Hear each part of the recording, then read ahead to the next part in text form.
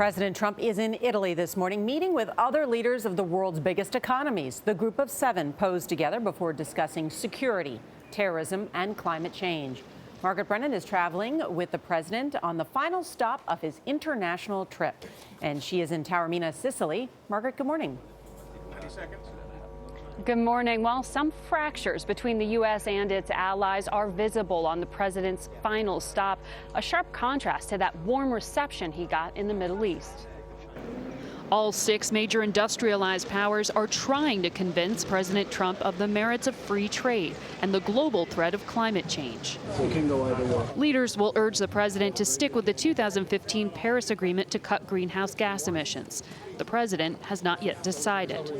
We'll be discussing terrorism. President Trump told Japan's prime minister that his focus is on security cooperation. He will also see UK Prime Minister Theresa May, who yesterday spoke to him about leaks from U.S. officials regarding the Manchester attack. Intelligence that is shared between law enforcement agencies must remain secure.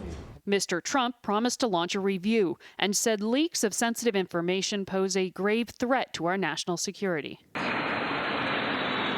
At that NATO summit, President Trump drew attention with some aggressive posturing, brushing by the Prime Minister of Montenegro, and with 2 intense handshakes with France's new president. 23 of the 28 member nations are still not paying what they should be paying and what they are supposed to be paying for their defense. Mr. Trump is not the only U.S. president to urge allies to increase military spending, but he is the first to not explicitly commit to NATO's collective defense clause. An attack on one is an attack on all. And he made no mention of Russia's aggression in Europe, which NATO was originally founded to counter. EU leader Donald Tusk said the allies do not see eye to eye. And I am not 100% sure that we can say today, we means Mr. President and myself, that we have a common position, common opinion about Russia. Charlie, after the next 24 hours of meetings, President Trump returns to Washington on Saturday.